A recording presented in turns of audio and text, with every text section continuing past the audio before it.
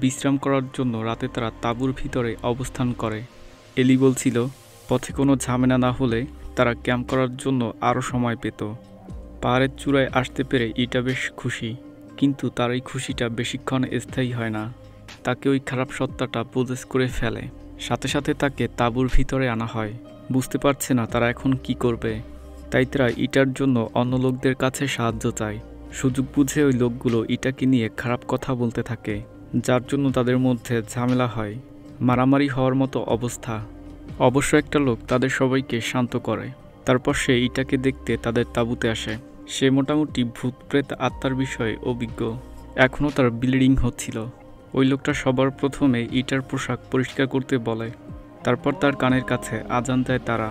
ইটার মা নামাজের পার্টিতে বসে তার জন্য দোয়া করছে, যাতে তার কোনো বিপদ আপদ না হয়। তবে তার মা একটা অদ্ভুত শব্দ শুনতে পায়। আজানের সুর শুনে ইটার মধ্যে থাকা ওই খারাপ সত্তা জেগে ওঠে। চোখগুলো রক্তাক্ত হয়ে গিয়েছে, রগগুলো কালো হয়ে গিয়েছে, মনে হচ্ছে রক্ত ফিনকি দিয়ে বেরিয়ে আসবে। এটা ভেবে সবাই আতঙ্কিত যে একটু পরে কি হবে। আজানের সুর শুনে ইটার ভিতর থেকে ওই খারাপ সত্তাটা চলে যায়। একটু পরে ইটার হুঁশ আসে। এদিকে তার মা ইটার বাবাকে সব কিছু খুলে বলে যে সে একটা অদ্ভুত শব্দ শুনতে পেয়েছে। তার কথায় ইটার বাবা কোনো পাত্তা দেয় না, বরং সে দরজা বন্ধ করে দেয়। কিন্তু কি আছে এই রুমের মধ্যে? কেনই বা সে অদ্ভুত আচরণ করছে? মনে হচ্ছে সে কোনো উল্টাপাল্টা কাজ করছে। গভীর রাত, মিটমিট করে হেরিকেন জ্বলছে। ঘুম থেকে হঠাৎ করে জেগে ওঠে মায়া। পাশে ইটা নেই। তাঁবু থেকে বের হয়ে মায়া ইটাকে খুঁজতে থাকে।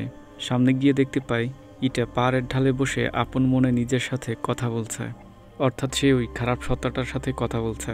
মায়া যখন ইটাকে তাঁবুর ভিতরে আসতে বলে, তখন ইটা পজেস্ট হয়ে বলে, চলে যাও, সে আমার, সে তোমার বন্ধু না।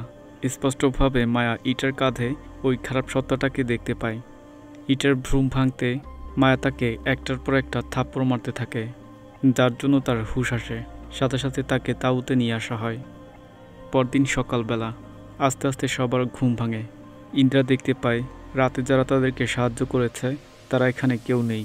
ব্যাপারটা সন্দেহজনক, তবে হয়তো তারা সূর্য ওঠার আগেই চলে গিয়েছে। এরপর সবাই বাড়িতে যাওয়ার প্রস্তুতি নিচ্ছে। তবে ইটা উদাস হয়ে একটা পাথরের উপর বসে আছে আর মায়াকে বলে, আমি এখানে খুব আরামে আছি, মনে হচ্ছে এখানে আমার জন্ম হয়েছে। আমি যদি এখানে চিরদিন থাকতে পারতাম। এটা শুনে মায়া বলে, এমনটা বলো না ইটা, বাড়িতে চলো। আমি নিশ্চিত তুমি একদিন এখানে ফিরে আসবে আর আমার জন্য কাঁদবে। তো ইটার এই কথাটা মনে রাখবেন যে কেন সে এমন ভারী কথা বলল। তারপর তারা সেখান থেকে চলে আসে। বাড়িতে আসার পূর্বে তারা সবাই আল্লাহর কাছে প্রার্থনা করে যেন তাদের জার্নিটা সেফ হয়। ফাইনালি তারা এবার বাড়ির দিকে যাচ্ছে। হাঁপিয়ে গেলে তারা একটা ব্রেক নেয়। ইটার কেন জানি মনে হচ্ছে সে ওই পাহাড়ে কিছু একটা ফেলে এসেছে। মায়া জানতে চায়, তুমি কি ফেলে এসেছ? আমি জানি না, কিন্তু মনে হচ্ছে কিছু একটা ফেলে এসেছি। তো ইটা কেন এমন কথা বলছে এটা আমরা গল্পের শেষে জানতে পারবো। এরপরে তারা আবার হাঁটা শুরু করে, কিন্তু তাদের মুখ থেকে সেই হাসিটা বা খুশিটা হারিয়ে গিয়েছে যেটা প্রথম দিকে ছিল। দীর্ঘ পথ পাড়ি দিয়ে তারা বাড়িতে চলে আসে। মায়া ইটাকে তার বাড়িতে ড্রপ করে, কিন্তু ইটার মা যখন ইটাকে দেখে তখন সে অবাক হয়, কারণ ইটার আচরণ তার মায়ের কাছে মোটেও ভালো লাগছে না। মনে হচ্ছে এ যেন অন্য এক ইটা। এরপর তারা দুজন তাদের বাড়িতে চলে আসে। হাত পা ধুয়ে ফ্রেশ হয়ে নিচ্ছে তারা।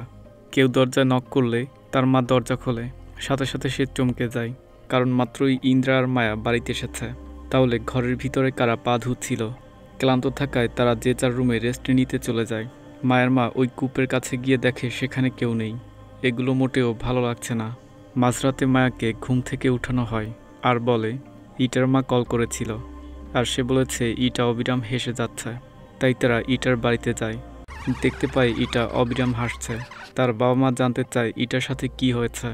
আমি জানি না, কিন্তু ভ্রমণের সময় ইটার পিরিয়ড হয়েছিল। তখন ইটা চিৎকার দিয়ে ওঠে, অস্বাভাবিক আচরণ করতে থাকে। ওই খারাপ সত্তা বা আত্মাটাকে বের করতে ওস্তাদ বা ওঝা আনা হয়েছে। সূরা কালাম পড়লে ইটা খুবই বীভৎসভাবে তার হাতের নখগুলো তুলতে থাকে, যা দেখে রীতিমতো চিল্লাচ্ছে ইটার মা।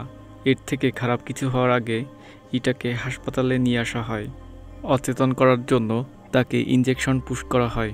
সেখানে যখন মায়া আর ইন্দ্রা আসে তখন ইটার বাবা তাদেরকে শাসাতে থাকে, কারণ সে মনে করছে এই সব কিছু তাদের জন্য হয়েছে। তখন ডাক্তার এসে বলে তার যে অবস্থা তাতে আমরা ট্রিটমেন্ট করতে পারবো না, তবে তার কন্ডিশন ভালো করতে তাকে আমরা অবজারভেশনে রাখতে পারি। এটা বলে ডাক্তার চলে যায়, যার জন্য ইটার বাবা চিন্তিত হয়ে পড়ে। স্কুল খুলে গিয়েছে, মায়া ইটাকে ভীষণ মিস করছে। স্কুল শেষে মায়া ইটাকে দেখতে আসে। বেশ কিছুদিন হয়ে গিয়েছে। ডাক্তার ইটাকে অবজারভেশনে রাখছে। মায়া তাকে সান্ত্বনা দিচ্ছে যে সব কিছু আগের মতো ঠিক হয়ে যাবে। তবে ইটার কেন জানি মনে হচ্ছে কোনো কিছুই ঠিক হবে না। সে আর স্কুলে যেতে পারবে না, মায়ার সাথে আর ঘুরতে পারবে না। মায়া যখন এরপর ইটার মায়ের সাথে দেখা করে, তখন তার মা বলে ইটার পেট ফুলে যাচ্ছে। ডাক্তার বলেছে সে আর বেশি দিন বাঁচবে না। বেশ কয়েকজন ইমামকে দেখিয়েছি, তারাও ইটাকে সুস্থ করতে পারছে না। একজন ইমাম বলেছে তার একটা জিনিস ফেরত আনতে হবে, কিন্তু সেটা কী জিনিস সেটা কেউ জানে না। তখন মায়ের মনে পড়ে ইটা বলেছিল সে পাহাড়ে কিছু একটা ফেলে এসেছে। তো সে কী ফেলে এসেছে এটা নিয়ে মায়া ইন্দ্রার সাথে কথা বলে। ইন্দ্রা জানায় সে তার ব্যাগে কিছুই খুঁজে পায়নি। মায়া ভাবছে তাহলে কি হতে পারে সেটা, যেটা ইটা পাহাড়ে ফেলে এসেছে। পরদিন ইটার মা দেখতে পায় একজন অপরিচিত লোক ইটার রুম থেকে বের হয়ে যাচ্ছে। হঠাৎ এই লোকটা কেন তার রুমে আসলো এটা বুঝতে পারছে না ইটার মা। ওই দিন রাত 12টার সময় সবাই যখন ঘুমাচ্ছিল, তখন ইটা অস্বাভাবিক আচরণ করতে থাকে। দেখতে পায় কালো একটা ছায়া তার সামনে দাঁড়িয়ে আছে। আস্তে আস্তে সেটা তার দিকে এগিয়ে আসছে। ভয় পেয়ে ইটা চিৎকার করছে। সাথে সাথে তার নাক ও কান থেকে রক্ত বের হতে থাকে। তারপর স্ক্রিন ব্ল্যাক হয়ে যায়। মায়া ইটাকে দেখতে আসলে ইটা বলে গতদিন রাতে আমি ওই ভয়ঙ্কর খারাপ আত্মাটাকে দেখতে পেয়েছি। কেন সে আমাকে বারবার দেখা দিচ্ছে, মনে হয় সে আমাকে মেরেই ফেলবে। এই কথা শুনে মায়া অসহায় দৃষ্টিতে ইটার দিকে তাকিয়ে থাকে। এরপরে মায়া স্কুলের সবার সাথে দেখা করে, যারা যারা হাইকিং করতে ওই পাহাড়ে গিয়েছিল। তারা সবাই এটা ভাবছে যে ওই পাহাড় থেকে কোনো খারাপ সত্তা ইটার উপর ভর করেছে, কারণ ইটার পিরিয়ড চলাকালীন সময় সে পাহাড়ে হাইকিং করেছে। মায়া বলে হাইকিংয়ে যাওয়ার আগে থেকেই একটা খারাপ সত্তা ইটার মধ্যে ছিল। অন্যদিকে ইটার মা হাসপাতালের সামনে আবার সেই অপরিচিত লোকটাকে দেখতে পায়। সামনে দিয়ে একটা গাড়ি গেলে ওই লোকটা উধাও হয়ে যায়। তো এই লোকটা বারবার কেন হাসপাতালে আসছে, লোকটার উদ্দেশ্য কী?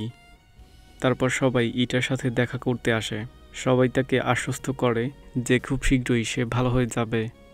ওই দিন রাতে ইটা মায়ের বাড়িতে আসে। তখন আমরা দেখতে পাই ইটার মাথা থেকে চুল ঝরে গিয়েছে।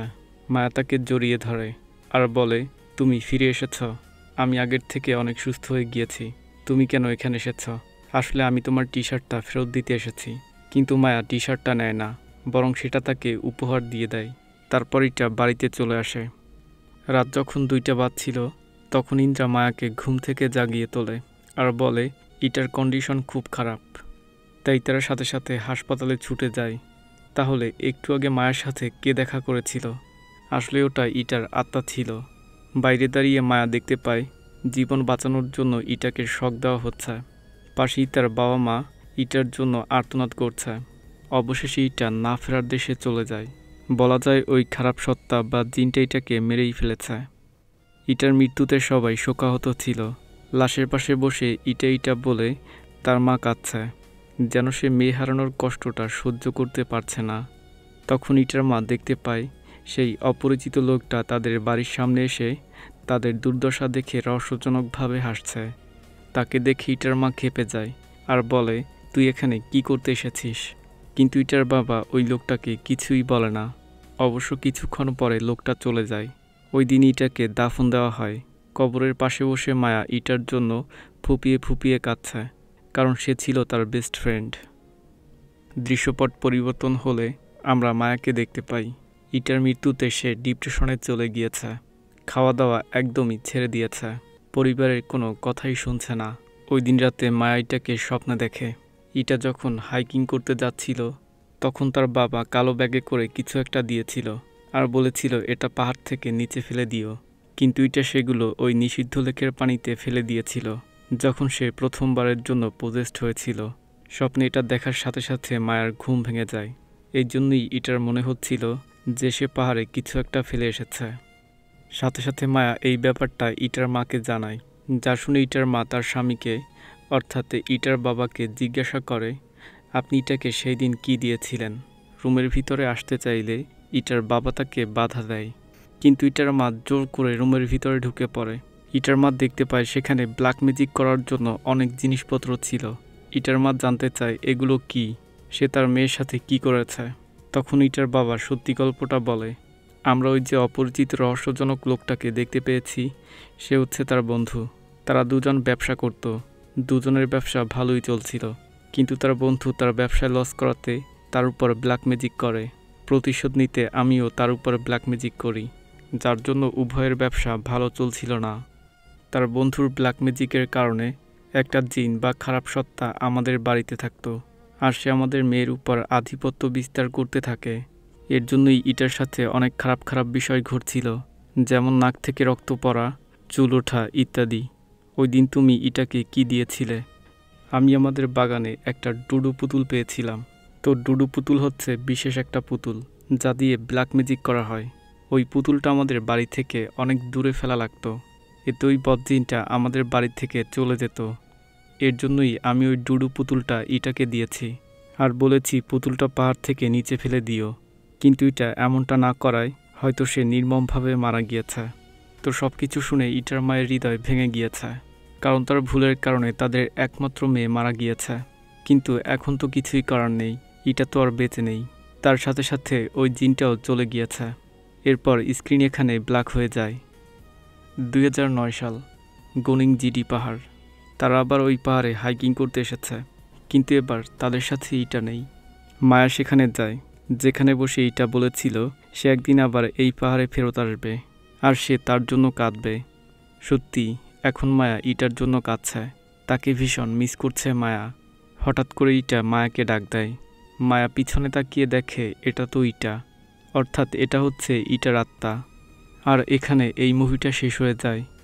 এরপর আমরা সত্যিকারের মায়াকে দেখতে পাই, যে এতক্ষণ আমাদের সাথে ছিল, আর সেই এই গল্পটা আমাদের সাথে শেয়ার করেছে।